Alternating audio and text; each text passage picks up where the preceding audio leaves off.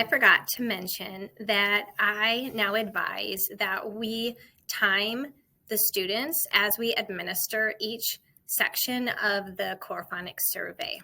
So if you're able to covertly begin a timer and then just mark down how long it took the student to complete each section of the survey.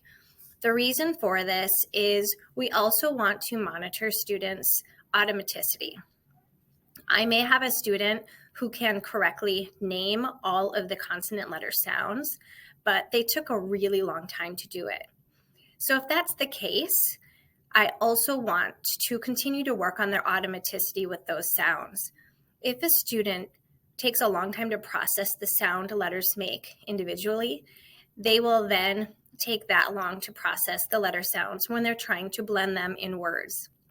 When students need to spend so much of their mental focus on decoding the words, there isn't a lot of mental kind of processing left over to make meaning of the words and the sentences that we're reading.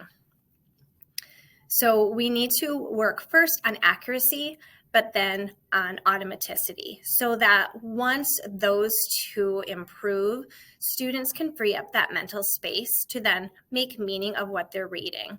And then that higher level comprehension will follow. After you've scored the students and you've seen their results and you can find where the gaps are that they have in their phonics learning, you can then pinpoint the areas that you'd like to begin instructing them. I suggest going in the order from least complex to more complex. You'll want to focus on one phonics pattern each lesson. And you'll want to stay in that particular section. For example, if I have students who have gaps in reading words with short vowels, CVC words, then that's where I would begin. I would want to stay in that section until they are showing mastery of reading CVC words with all 5 short vowels before moving on to add lessons with blends or digraphs. When you're beginning with CVC words, you'll need to make sure that students have automaticity with knowing what sounds short vowels make. The explicit lesson would begin by telling students that when there is only one vowel in a word and it is closed in at the end with a consonant, that is a closed syllable word. Closed syllable words have vowels that say their short sound. You may even need to teach each vowel explicitly. When I begin teaching students who struggle with short vowels, I begin with one vowel at a time per lesson. I take the time to tell the student. We actually do a bit of storytelling to help us make a connection with that letter and what sound it makes. So we imagine walking into a grocery store. I have the students close their eyes. They find the fruit section. They find the red and green fruit. They pick it up. I might ask, did you pick a red or a green one? What fruit do you think this is? And so we determine it's an apple. We might talk about whether the apple they're imagining eating is sweet or sour, if it's crunchy or soft. And then we imagine we're going to bite into the apple. And that is so that we can talk about the formation of our mouth when making the ah sound. We then write the letter together, we work on formation, and we work on the sound. We also use multisensory techniques to help them remember the sound of short A to distinguish it between the other short vowel sounds. I have students pick up 2 fingers and we tap them on the table and we repeat apple, apple, ah, ah, ah. This is something we come back to quite often then as we're reading that vowel sound within words, especially once we move on to more complex patterns with consonant blends and digraphs, because the 5 vowels, the mouth formation is very similar and the sounds are sometimes really hard for students to distinguish between. So oftentimes once they really get going with their word reading or reading sentences, they'll make mistakes with their vowels. And I ask them to stop, check your vowel, tap out the sound, and then they have to go back and blend and read that vowel sound correctly.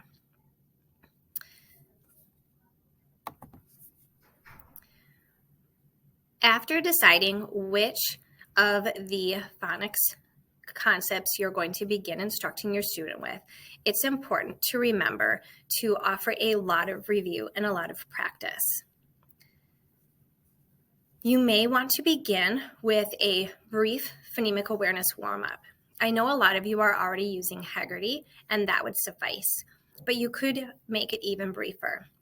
The two most important components of phonemic awareness to include would be blending and segmenting. The reason for this is when students practice blending, just using oral, they're using their voice, using the sounds. For example, if I give the students k, at, and they blend cat, that lends itself to decoding instruction because that's what students do as they read each sound and then blend them when they're first working on their foundational reading skills. When students segment and we give them the word cat and they need to what I call fingerspell, k, at, that lends itself to encoding or spelling instruction.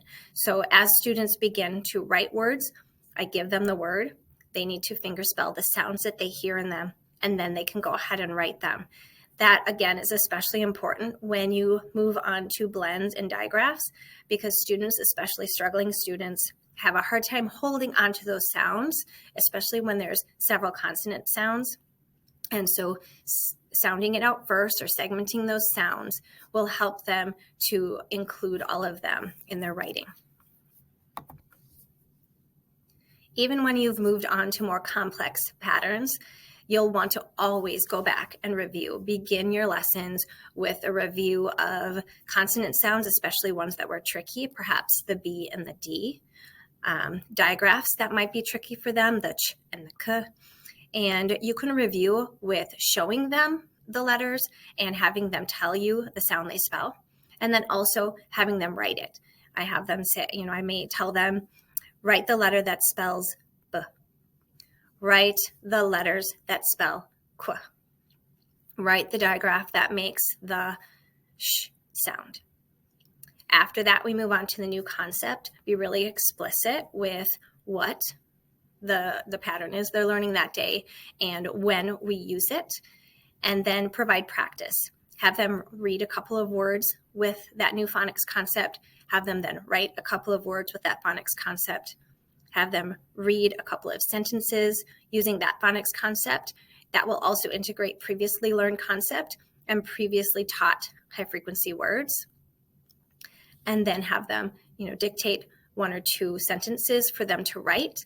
And you can include instruction in sentences have phrases, the who phrase, the did what phrase, the where phrase, and then incorporate to go back and check for capital letters and punctuation, spacing between words, and did they fix up their spelling? Ask them to remember what they've been learning about, and did they check that those words are following the patterns that you've been teaching them. Lastly, you want them to practice reading a short passage. It would probably be best to use a controlled or decodable passage at this point that includes only that new phonics concept and previously learned concepts. If you need any resources for any of this, I would be happy to share. And if you have any questions, please reach out and ask. Thank you so much.